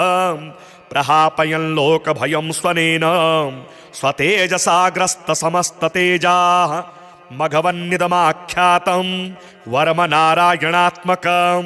विजेष्यस्याञ्जसा येन दंशितोऽसुरयोथपान् एतद्धारयमाणस्तु यं यं पश्यति चक्षुषा पदा वा संस्पृशेत् सद्यः साध्वसात् स विमुच्यते न कुतश्चिद् भयं तस्य विद्यां धारयतो भवेत् राजदस्योग्रहादिभ्यो व्याघ्रादिभ्यश्च कर्हिचित् इमां विद्यां पुरा कश्चित् कौशिको धारयान् द्विजः योगधारणया स्वाङ्गं जहौ स मरुधन्वनि तस्योपरि विमानेन गन्धर्वपतिरेकदा ययौ चित्ररथस्त्रीभिर्वृतो यत्र द्विजक्षयः गगनान्यपतत्सद्यः सविमानो ह्यवाक्षिराः सवालखिल्यवचना दस्थिन्यादाय विस्मितः प्रास्य प्राच्ये सरस्वत्यां स्नात्वा धाम समन्वगात् श्रीशुक उवाच य इदं शृणुयात् काले यो धारयति चादृतः तं नमस्यन्ति भूतानि मुच्यते सर्वतो भयात् एतां विद्यामधिगतो विश्वरूपाच्छतक्रतुः त्रैलोक्यलक्ष्मीं बुभुजे विनिर्जित्य मृधेसुरान् श्रीनारायणार्पणमस्तु। राजोवाच यया गुप्तः सहस्राक्षः सवाहा नृपुसैनिकान् क्रीडन्निव विनिर्जित्य त्रिलोक्या बुभुजे श्रियं भगवस्तन्ममाख्यायि वर्मनारायणात्मकं यथा तथागिनः शत्रून् येन गुप्तो जयन्मृधे। श्रीशुक उवाच वृतः पुरोहितस्त्वाष्ट्रो महेन्द्रायानुपृच्छते नारायणाख्यं वरमाह तदिहैकमनः शृणु। विश्वरूप उवाच धौताङ्घ्रिपाणिराचम्य सपवित्र उदङ्मुखः कृतस्वाङ्गकरन्यासो मन्त्राभ्यां वाग्यतः शुचिः नारायणमयं वरम सन्नहेध्वय आगते पादयोर्जानुनोरूर्वो रुदरे हृद्यथोरसि मुखे शिरस्यानुपूर्व्या दोङ्कारादीनि विन्यसेत् ॐ नमो नारायणायेति विपर्ययमथापि वा करन्यासं ततः कुर्यात् द्वादशाक्षरविद्यया प्रणवादीयकारान्तं मङ्गुल्यङ्गुष्टपर्वसु न्यसेदृदय ओङ्कारं विकारमनुमूर्धनि षकारं तो भ्रुवोर्मध्ये णकारं शिखया दिशेत् वेकारं नेत्रयोर्युञ्जान् नकारं सर्वसन्दिषु मकारमस्त्रमुद्दिश्य मन्त्रमूर्तिर्भवेद्बुधः सविसर्गं फडन्तं तत् सर्वदिक्षु विनिर्दिशेत् आत्मानं परमं ध्येयं षट्शक्तिभिर्युतं विद्या तेजस्तपो मूर्ति मिमं मन्त्रमुदाहरेत् ॐ हरिर्विदध्यान् मम सर्वरक्षां न्यस्त्याङ्घ्रिपदमः पतकेन्द्रपृष्ठे दरार्चरमासि गदेषु चापं पाशां दधानोष्टगुणोष्टबाहुः जलेषु मां रक्षतु मत्स्यमूर्तिर् यादो गणेभ्यो वरुणस्य पाशात् स्थलेषु माया वटुवामनोऽव्यात् त्रिविक्रमः खेवतु विश्वरूपः दुर्गेष्वटव्याजिमुखादिषु प्रभुः पायां नृसिंहो सुरयोऽथ पारिः विमुञ्चतो यस्य महाट्टहासं दिशो विनेदुर्यपतश्च गर्भाः रक्षत्वशौमाध्वनियज्ञकल्पः स्वदष्ट्रयोन्नीतधरो वराहः रामोद्रिकूटेष्वथ विप्रवासे सलक्ष्मणो व्याद्भरताग्रजोऽस्मान् मामुग्रधर्मादखिलात् प्रमादा नारायणः पातु नरश्च हासात् दत्तस्त्वयोगादथ योगनाथः पायाद्गुणेशः कपिलः कर्मबन्धात् सनत्कुमारो वतु कामदेवा जय शीर्षा मां पतिदेवकेलनात् देवर्षिवर्यः पुरुषार्चनान्तरात् कूर्मो हरिर्मां निरयादशेषात् धन्वन्तरिर्भगवान् पात्वपथ्यात् द्वन्द्वाद्भयादृषभो निर्जितात्मा यज्ञश्च लोकादवताञ्जनान्ता बलोगणात् क्रोधवशादगीन्द्रः द्वैपायनो भगवान् प्रबोधात् बुद्धस्तु पाखण्डगणप्रमादात् कलकिः कलेः कालमलात् प्रपातु धर्मावनायोरु कृतावतारः मां केशवो गदया प्रातरव्याद् गोविन्द आसङ्गमवात्तवेणुः नारायणः प्राहण उदात्तशक्तिर मध्यं दिने विष्णुररीन्द्रपाणिः देवोपराह्ने मधुहोग्रधन्वा सायं त्रिधामावतु माधवो मां दोषे हृषीकेश उतार्धरात्रे निशीथ एकोवतु पद्मनाभः श्रीवत्सधामा पररात्र ईशः प्रत्यूष ईशोऽसि धरो जनार्दनः दामोदरो व्यादनुसन्ध्यं प्रभाते विश्वेश्वरो भगवान् कालमूर्तिः चक्रं युगान्तानलतिग्मनेमि प्रमत्समन्ताद् भगवत्प्रयुक्तं दन्दग्धिदन्दग्ध्यरिषेण्यमाशु कक्षं यथा वातसखो हुताशः गदेश निस्पर्श निवुस्फुलिङ्गे निष्पिण्ढि निष्पिण्ढ्यजितप्रियासि कूष्माण्डवेनायक यक्षरक्षो भूतग्रहाश्चूर्णय चूर्णयारीन् त्वं यातु धान प्रमथ प्रेतमात्री पिशाच विप्रग्रह घोर दृष्टीन् दरेन्द्र विद्रावय कृष्णपूरितो भीमश्वनोरेर्हृदयानि कम्पयन् त्वं तिग्मधारा शिवरारिसैन्य मीश प्रयुक्तो मम छिन्धि छिन्धि चक्षुंसि चरमच्छतचन्द्रछादै द्विषामघोनां हरपापचक्षुषां यन्नो भयं गृहेभ्यो भूत् केतुभ्यो नृभ्य एव च सरीसृपेभ्यो दष्ट्रिभ्यो भूतेभ्यो होभ्य एव च सर्वाण्येतानि भगवान् नामरूपास्त्रकीर्तनात् प्रयान्तो सक्षयं सद्यो येन श्रेयः प्रतीपकाः गरुडो भगवान् स्तोत्रस्तोभश्छन्दोमयः प्रभुः रक्षत्वशेषकृच्छेभ्यो विश्वक्सेनः स्वनामभिः सर्वापद्भ्यो हरेर्नाम रूपयानायुधानि नः बुद्धीन्द्रियमनः प्राणान् पान्तु पार्षदभूषणाः यथा हि भगवानेव वस्तुतः सदसच्चयत सत्येनानेन नः सर्वे यान्तु नाशमुपद्रवाः यथैकात्म्यानुभावानां विकल्परहितः स्वयं घोषणायुधलिङ्गाख्या धत्ते शक्तिः स्वमायया तेनैव सत्यमानेन सर्वज्ञो भगवान् हरिः पातु सर्वैः स्वरूपेर्नः सदा सर्वत्र सर्वगः विदिक्षु दिक्षोर्ध्वमदः समन्तात् अन्तर्बहिर्भगवान् नारसिंहः प्रहापयन् लोकभयं स्वनेन स्वतेजसाग्रस्तसमस्ततेजाः मघवन्निदमाख्यातं वर्मनारायणात्मकं विजेष्यस्याञ्जसा येन दंशितोऽसुरयोथपान् एतद्धारयमाणस्तु यं यं पश्यति चक्षुषा पदा वा संस्पृशेत् सद्यः साध्वसात् स विमुच्यते न कुतश्चिद् भयं तस्य विद्यां धारयतो भवेत् राजदस्योग्रहादिभ्यो व्याघ्रादिभ्यश्च कर्हिचित् इमां विद्यां पुरा कश्चित् कौशिको धारयान् द्विजः योगधारणया स्वाङ्गं जहौ स मरुधन्वनि तस्योपरि विमानेन गन्धर्वपतिरेकदा ययौ चित्ररथस्त्रीभिर्वृतो यत्र द्विजक्षयः गगनान्यपतत्सद्यः स विमानो ह्यवाक्षिराः सवालखिल्यवचना दस्थिन्यादाय विस्मितः प्रास्य प्राच्ये सरस्वत्यां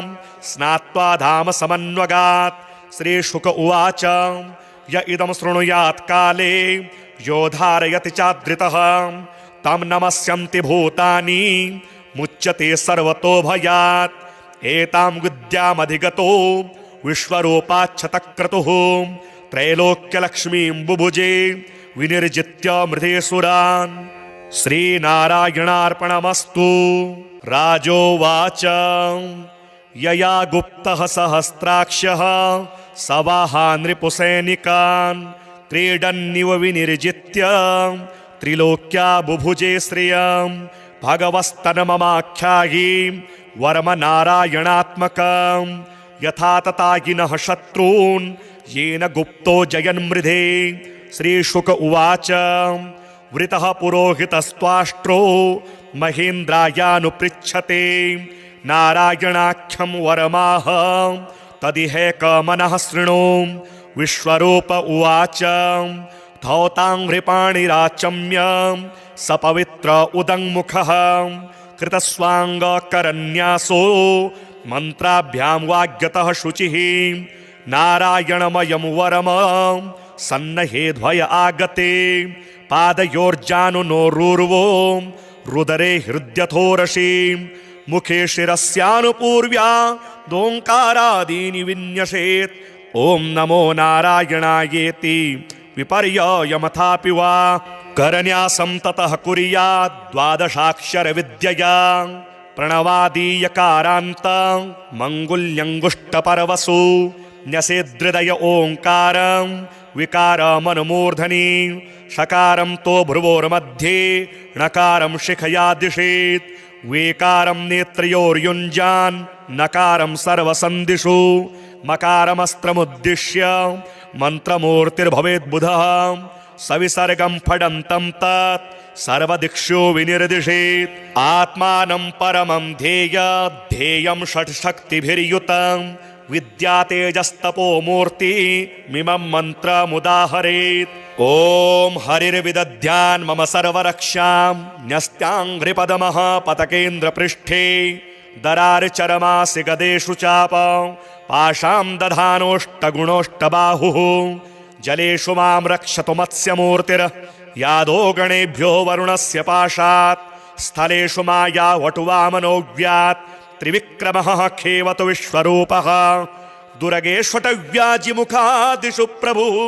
पायां नृसिंहो सुरयोऽथ पारिः विमुञ्चतो यस्य महाट्टहासं दिशो विनेदुर्यपतश्च गर्भाः रक्षत्वशौमाध्वनियज्ञकल्पः स्वदष्ट्रयोन्नीतधरो वराहः रामोद्रिकूटेष्वथ विप्रवासे सलक्ष्मणो व्याद्भरताग्रजोऽस्मान् मामुग्रधर्मादखिलात् प्रमादा नारायणः पातु नरश्च हासात् दत्तस्त्वयोगादथ योगनाथः पायाद्गुणेशः कपिलः कर्मबन्धात् सनत्कुमारो वतु कामदेवा जयशीर्षा मां पतिदेवकेलनात् देवर्षिवर्यः पुरुषार्चनान्तरात् कूर्मो हरिर्मां निरयादशेषात् धन्वन्तरिर्भगवान् पात्वपथ्यात् द्वन्द्वाद् भयादृषभो निर्जितात्मा यज्ञश्च लोकादवताञ्जनान्तान् बलोगणात् क्रोधवशादगीन्द्रः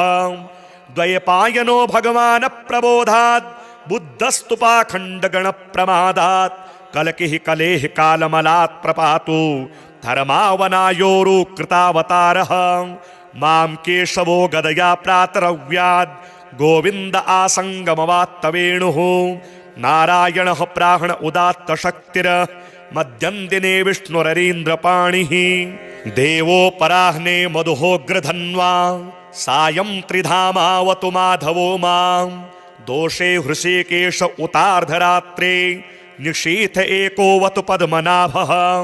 श्रीवत्सधामा पररात्र ईशः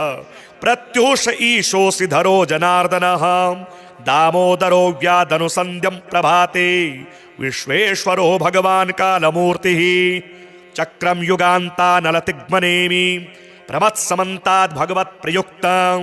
दन्दग्धिदन्दग्धरिषैन्यमाशु कक्षं यथा वातसखो हुताशः गदेश निस्पर्श निवुस्फुलिङ्गे निष्पिण्ढि निष्पिण्ढ्यजित प्रियासि कूष्माण्डवेनायक यक्षरक्षो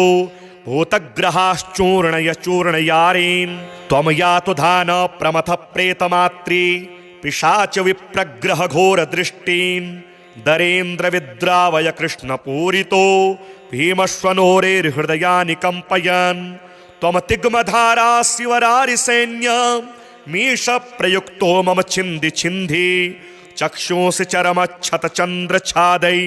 द्विषामघोनां हरपापचक्षुषां यन्नो भयं गृहेभ्यो भूत् केतुभ्यो नृभ्य एव च सरीसृपेभ्यो दष्ट्रिभ्यो भूतेभ्यो होभ्य एव च सर्वाण्येतानि भगवान् नामरूपास्त्रकीर्तनात् प्रयान्तो सक्षयं सद्यो येन श्रेयः प्रतीपकाः गरुडो भगवान् स्तोत्रस्तोभश्छन्दोमयः प्रभुः रक्षत्वशेषकृच्छेभ्यो विश्वक्सेनः स्वनामभिः सर्वापद्भ्यो हरेर्नाम रूपयानायुधानि नः बुद्धीन्द्रियमनः प्राणान् पान्तु पार्षदभूषणाः यथा हि भगवानेव वस्तुतः सदसच्च यत् सत्येनानेन नः सर्वे यान्तु नाशमुपद्रवाः यथैकात्म्यानुभावानां विकल्परहितः स्वयं घोषणायुधलिङ्गाख्या धत्ते शक्तिः स्वमायया तेनैव सत्यमानेन सर्वज्ञो भगवान् हरिः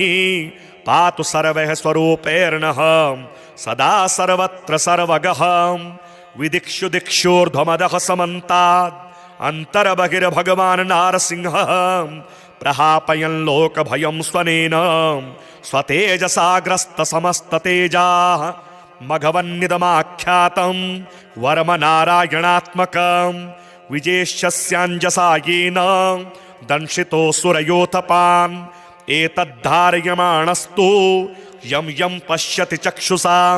पदा वा संस्पृशेत् सद्यः साध्वसात् स विमुच्यते न कुतश्चिद् भयं तस्य विद्यां धारयतो भवेत् राजदस्योग्रहादिभ्यो व्याघ्रादिभ्यश्च कर्हिचित् इमां विद्यां पुरा कश्चित् कौशिको धारयान् द्विजः योगधारणया स्वाङ्गं जहौ स मरुधन्वनि तस्योपरि विमानेन गन्धर्वपतिरेकदा ययौ चित्ररथस्त्रीभिर्वृतो यत्र द्विजक्षयः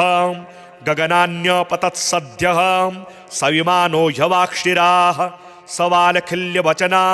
दस्थिन्यादाय विस्मितः प्रास्य प्राच्ये सरस्वत्यां स्नात्वा धाम समन्वगात् श्रीशुक उवाच य इदं शृणुयात् काले यो धारयति चादृतः तं नमस्यन्ति भूतानि मुच्यते सर्वतो भयात् एतां विद्यामधिगतो विश्वरूपाच्छतक्रतुः त्रैलोक्यलक्ष्मीं बुभुजे विनिर्जित्य मृधेसुरान्। श्रीनारायणार्पणमस्तु। राजोवाच यया गुप्तः सहस्राक्षः सवाहान् नृपुसैनिकान् क्रीडन्निव विनिर्जित्य त्रिलोक्या बुभुजे श्रियं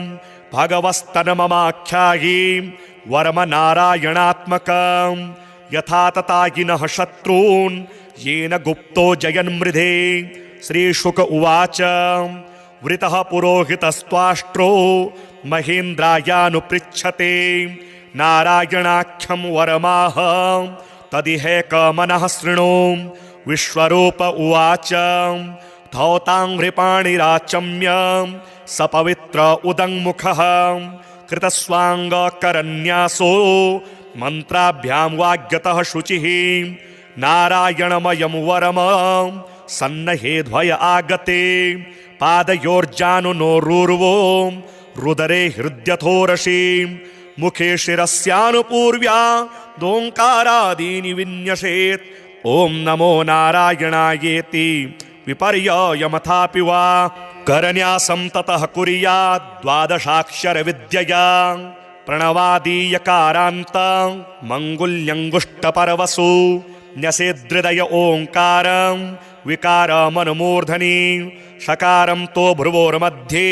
णकारं शिखया दिशेत् वेकारं नेत्रयोर्युञ्जान् नकारं सर्वसन्दिषु मकारमस्त्रमुद्दिश्य मन्त्रमूर्तिर्भवेद्बुधः सविसर्गं फडन्तं तत् सर्वदिक्षु विनिर्दिशेत्। आत्मानं परमं ध्येयं षट्शक्तिभिर्युतं विद्या तेजस्तपो मूर्ति मिमं मन्त्रमुदाहरेत्। ॐ हरिर्विदध्यान् मम सर्वरक्षां न्यस्त्याङ्घ्रिपदमः पतकेन्द्रपृष्ठे दरार्चरमासि गदेषु चाप पाशां दधानोष्टगुणोष्टबाहुः जलेषु मां रक्षतु मत्स्यमूर्तिर् यादो गणेभ्यो वरुणस्य पाशात् स्थलेषु माया वटुवामनोऽव्यात् त्रिविक्रमः खेवतु विश्वरूपः दुर्गेष्वटव्याजिमुखादिषु प्रभुः पायां नृसिंहो सुरयोऽथ पारिः विमुञ्चतो यस्य महाट्टहासं दिशो विनेदुर्यपतश्च गर्भाः रक्षत्वशौमाध्वनियज्ञकल्पः स्वदष्ट्रयोन्नीतधरो वराहः रामोद्रिकूटेष्वथ विप्रवासे सलक्ष्मणो व्याद्भरताग्रजोऽस्मान् मामुग्रधर्मादखिलात् प्रमादा नारायणः पातु नरश्च हासात् दत्तस्पयोगादथ योगनाथः पायाद्गुणेशः कपिलः कर्मबन्धात् सनत्कुमारो वतु कामदेवा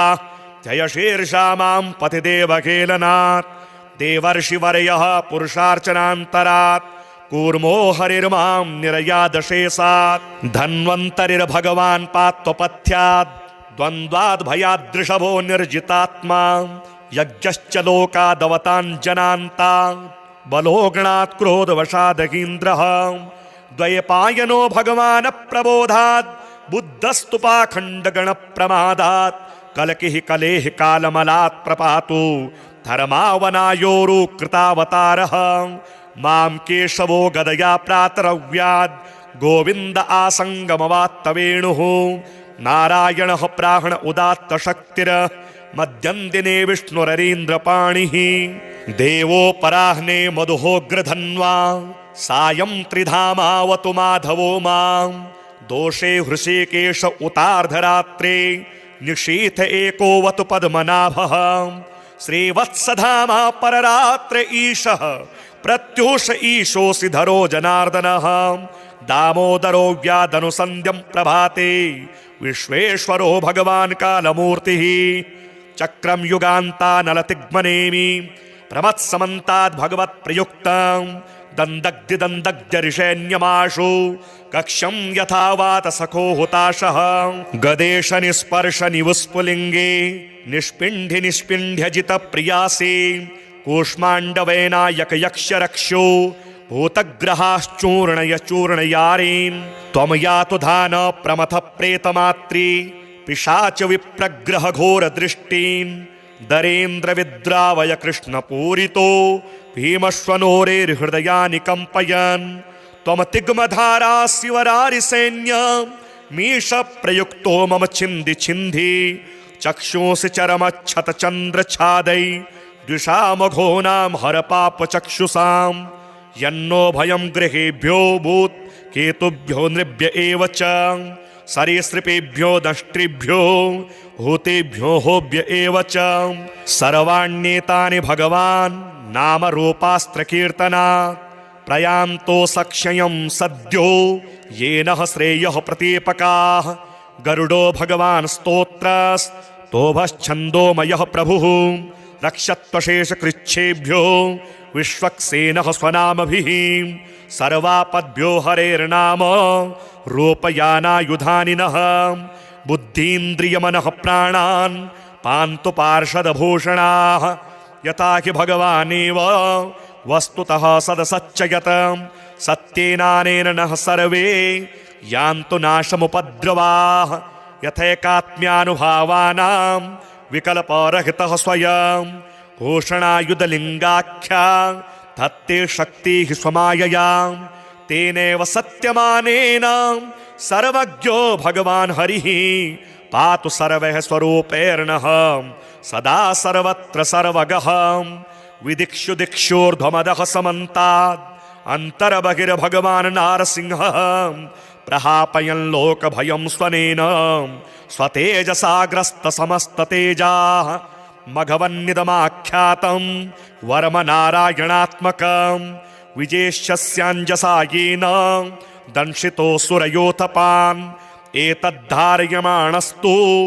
यं यं पश्यति चक्षुषा पदा वा संस्पृशेत् सद्यः साध्वसात् स विमुच्यते न कुतश्चिद् भयं तस्य विद्यां धारयतो भवेत् राजदस्योग्रहादिभ्यो व्याघ्रादिभ्यश्च कर्हिचित् इमां विद्यां पुरा कश्चित् कौशिको धारयान् द्विजः योगधारणया स्वाङ्गं जहौ स मरुधन्वनि तस्योपरि विमानेन गन्धर्वपतिरेकदा ययौ चित्ररथस्त्रीभिर्वृतो यत्र द्विजक्षयः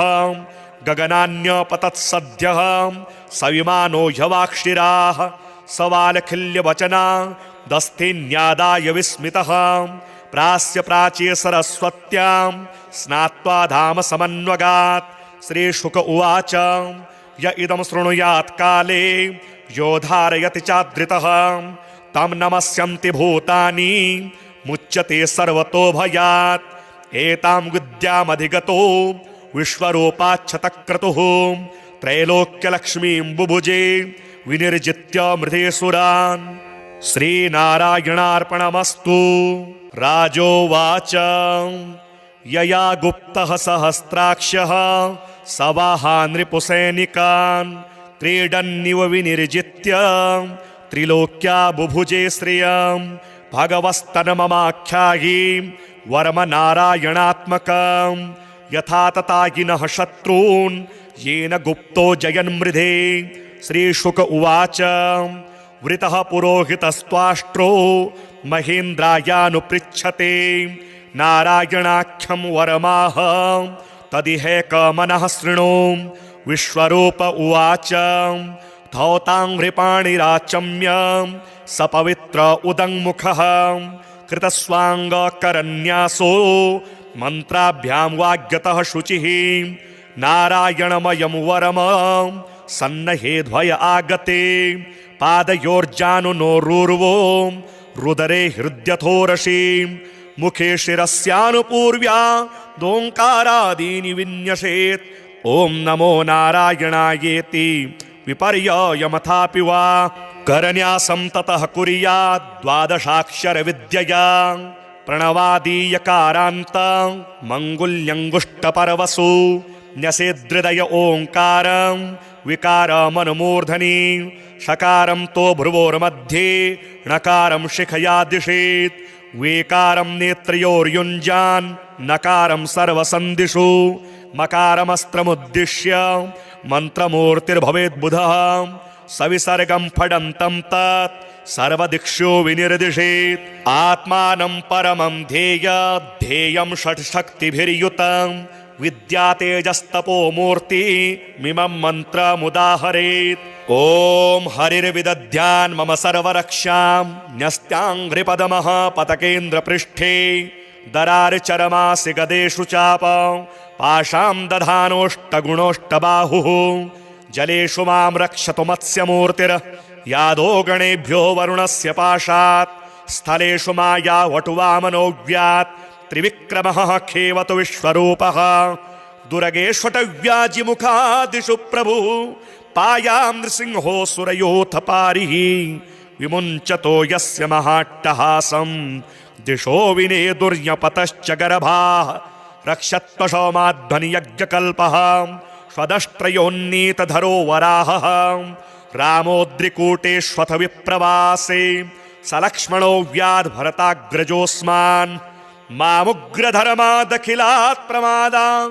नारायणः पातु नरश्च हासात् दत्तस्त्वयोगादथ योगनाथः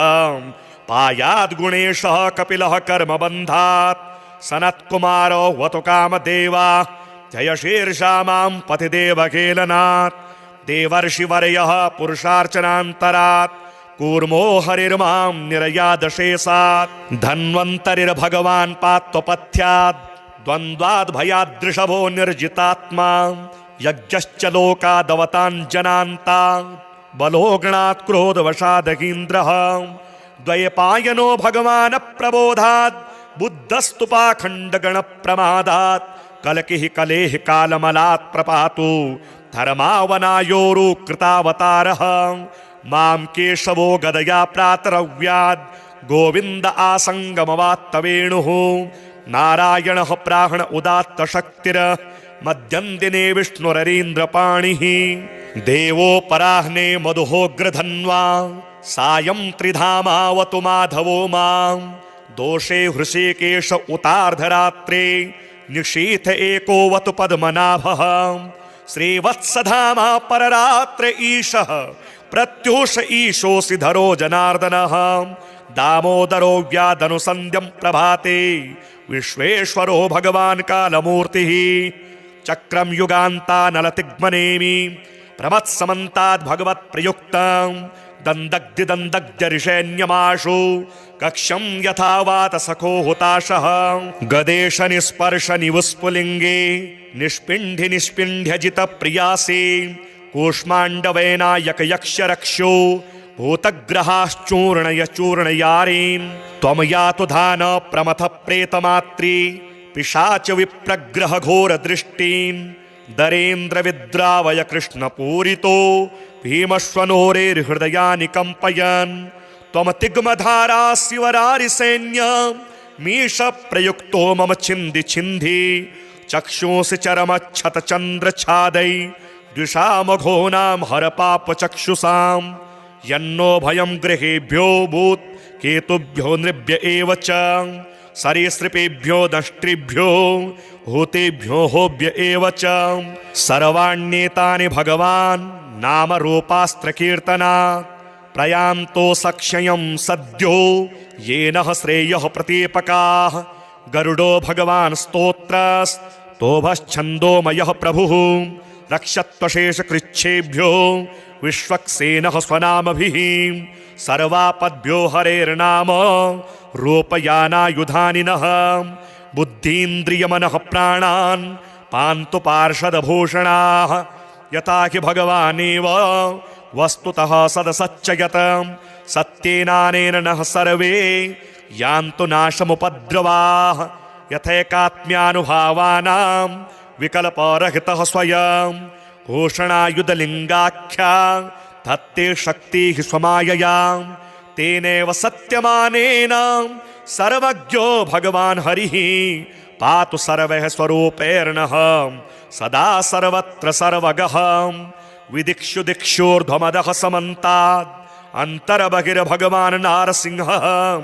प्रहापयन् लोकभयं स्वनेन स्वतेजसाग्रस्तसमस्ततेजाः मघवन्निदमाख्यातं वर्म नारायणात्मकं विजेष्यस्याञ्जसा येन दंशितोऽसुरयोथपान् एतद्धारयमाणस्तु यं यं पश्यति चक्षुषा पदा वा संस्पृशेत् सद्यः साध्वसात् स विमुच्यते न कुतश्चिद् भयं तस्य विद्यां धारयतो भवेत् राजदस्योग्रहादिभ्यो व्याघ्रादिभ्यश्च कर्हिचित् इमां विद्यां पुरा कश्चित् कौशिको धारयान् द्विजः योगधारणया स्वाङ्गं जहौ स मरुधन्वनि तस्योपरि विमानेन गन्धर्वपतिरेकदा ययौ चित्ररथस्त्रीभिर्वृतो यत्र द्विजक्षयः गगनान्यपतत्सद्यः स विमानो ह्यवाक्षिराः सवालखिल्यवचना दस्थिन्यादाय विस्मितः प्रास्य प्राच्ये सरस्वत्यां स्नात्वा धाम समन्वगात् श्रीशुक उवाच य इदं शृणुयात् काले यो धारयति चादृतः तं नमस्यन्ति भूतानि मुच्यते सर्वतो भयात् एतां विद्यामधिगतो विश्वरूपाच्छतक्रतुः त्रैलोक्यलक्ष्मीं बुभुजे विनिर्जित्य मृधेसुरान् श्रीनारायणार्पणमस्तु। राजोवाच यया गुप्तः सहस्राक्षः सवाहा नृपुसैनिकान् क्रीडन्निव विनिर्जित्य त्रिलोक्या बुभुजे श्रियं भगवस्तन्ममाख्यायि वर्मनारायणात्मकं यथा ततागिनः शत्रून् येन गुप्तो जयन्मृधे। श्रीशुक उवाच वृतः पुरोहितस्त्वाष्ट्रो महेन्द्रायानुपृच्छते नारायणाख्यं वरमाह तदिहैकमनः शृणु। विश्वरूप उवाच धौताङ्घ्रिपाणिराचम्य सपवित्र उदङ्मुखः कृतस्वाङ्गकरन्यासो मन्त्राभ्यां वाग्यतः शुचिः नारायणमयं वरम सन्नहेध्वय आगते पादयोर्जानुनोरूर्वो रुदरे हृद्यथोरसि मुखे शिरस्यानुपूर्व्या दोङ्कारादीनि विन्यसेत् ॐ नमो नारायणायेति विपर्ययमथापि वा करन्यासं ततः कुर्यात् द्वादशाक्षरविद्यया प्रणवादीयकारान्तं मङ्गुल्यङ्गुष्टपर्वसु न्यसेदृदय ओङ्कारं विकारमनुमूर्धनि षकारं तो भ्रुवोर्मध्ये णकारं शिखया दिशेत् वेकारं नेत्रयोर्युञ्जान् नकारं सर्वसन्दिषु मकारमस्त्रमुद्दिश्य मन्त्रमूर्तिर्भवेद्बुधः सविसर्गं फडन्तं तत् सर्वदिक्षु विनिर्दिशेत् आत्मानं परमं ध्येयं षट्शक्तिभिर्युतं विद्या तेजस्तपो मूर्ति मिमं मन्त्रमुदाहरेत्। ॐ हरिर्विदध्यान् मम सर्वरक्षां न्यस्त्याङ्घ्रिपदमः पतकेन्द्रपृष्ठे दरार्चरमासि गदेषु चाप पाशां दधानोष्टगुणोष्टबाहुः जलेषु मां रक्षतु मत्स्यमूर्तिर् यादो गणेभ्यो वरुणस्य पाशात् स्थलेषु माया वटुवामनोऽव्यात् त्रिविक्रमः खेवतु विश्वरूपः दुर्गेष्वटव्याजिमुखादिषु प्रभुः पायां नृसिंहो सुरयोऽथ पारिः विमुञ्चतो यस्य महाट्टहासं दिशो विनेदुर्यपतश्च गर्भाः रक्षत्वशौमाध्वनियज्ञकल्पः स्वदष्ट्रयोन्नीतधरो वराहः रामोद्रिकूटेष्वथ विप्रवासे सलक्ष्मणो व्याद्भरताग्रजोऽस्मान् मामुग्रधर्मादखिलात् प्रमादा नारायणः पातु नरश्च हासात् दत्तस्त्वयोगादथ योगनाथः पायाद्गुणेशः कपिलः कर्मबन्धात् सनत्कुमारो वतु कामदेवा जय शीर्षा मां पतिदेवकेलनात् देवर्षिवर्यः पुरुषार्चनान्तरात् कूर्मो हरिर्मां निरयादशेषात् धन्वन्तरिर्भगवान् पात्वपथ्यात् द्वन्द्वाद्भयादृषभो निर्जितात्मा यज्ञश्च लोकादवताञ्जनान्ता बलोगणात् क्रोधवशादगीन्द्रः द्वैपायनो भगवान् प्रबोधात् बुद्धस्तु पाखण्डगणप्रमादात् कलकिः कलेः कालमलात् प्रपातु धर्मावनायोरुकृतावतारः मां केशवो गदया प्रातरव्याद् गोविन्द आसङ्गमवात्तवेणुः नारायणः प्राहण उदात्तशक्तिर मध्यं दिने विष्णुररीन्द्रपाणिः देवोपराह्ने मधुहोग्रधन्वा सायं त्रिधामावतु माधवो मां दोषे हृषीकेश उतार्धरात्रे निशीथ एकोवतु पद्मनाभः श्रीवत्सधामा पररात्रे ईशः प्रत्यूष ईशोऽसि धरो जनार्दनः दामोदरो व्यादनुसन्ध्यं प्रभाते विश्वेश्वरो भगवान् कालमूर्तिः चक्रं युगान्तानलतिग्मनेमि प्रमत्समन्ताद् भगवत्प्रयुक्तं दन्दग्धिदन्दग्धरिषेण्यमाशु कक्षं यथा वातसखो हुताशः गदेश निस्पर्श निवुस्फुलिङ्गे निष्पिण्ढि निष्पिण्ढ्यजित प्रियासि कूष्माण्डवेनायक यक्ष रक्षो भूतग्रहाश्चूर्णय चूर्णयारीन् त्वं यातु धान प्रमथ प्रेतमात्री पिशाच विप्रग्रह घोर दृष्टीन् दरेन्द्र विद्रावय कृष्ण पूरितो भीमश्वनोरेर्हृदयानि कम्पयन् त्वं तिग्मधारा शिवरारि सैन्य मीश प्रयुक्तो मम छिन्धि छिन्धि चक्षुंसि चरमच्छत चन्द्र छादै द्विषामघोनां हर पाप चक्षुषाम् यन्नो भयं गृहेभ्यो भूत् केतुभ्यो नृभ्य एव च सरीसृपेभ्यो दष्ट्रिभ्यो भूतेभ्यो होभ्य एव च सर्वाण्येतानि भगवान् नामरूपास्त्रकीर्तनात् प्रयान्तो सक्षयं सद्यो येन श्रेयः प्रतीपकाः गरुडो भगवान् स्तोत्रस्तोभश्छन्दोमयः प्रभुः रक्षत्वशेषकृच्छेभ्यो विश्वक्सेनः स्वनामभिः सर्वापद्भ्यो हरेर्नाम रूपयानायुधानि नः बुद्धीन्द्रियमनः प्राणान् पान्तु पार्षदभूषणाः यथा हि भगवानेव वस्तुतः सदसच्चयत सत्येनानेन नः सर्वे यान्तु नाशमुपद्रवाः यथैकात्म्यानुभावानां विकल्परहितः स्वयं घोषणायुधलिङ्गाख्या धत्ते शक्तिः स्वमायया तेनैव सत्यमानेन सर्वज्ञो भगवान् हरिः पातु सर्वैः स्वरूपैर्नः सदा सर्वत्र सर्वगः विदिक्षु दिक्षोर्ध्वमदः समन्तात् अन्तर्बहिर्भगवान् नारसिंहः प्रहापयन् लोकभयं स्वनेन स्वतेजसाग्रस्तसमस्ततेजाः मघवन्निदमाख्यातं वर्मनारायणात्मकं विजेष्यस्याञ्जसा येन दंशितोऽसुरयोथपान् एतद्धारयमाणस्तु यं यं पश्यति चक्षुषा पदा वा संस्पृशेत् सद्यः साध्वसात् स विमुच्यते न कुतश्चिद् भयं तस्य विद्यां धारयतो भवेत् राजदस्योग्रहादिभ्यो व्याघ्रादिभ्यश्च कर्हिचित् इमां विद्यां पुरा कश्चित्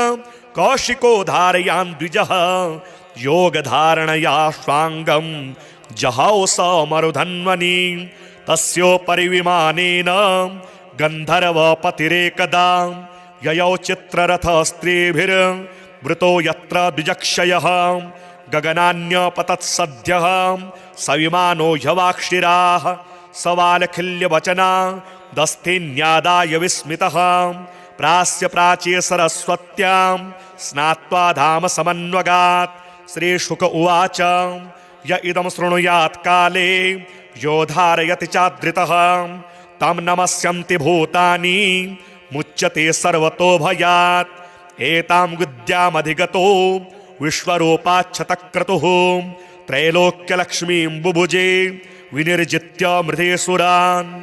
श्रीनारायणार्पणमस्तु।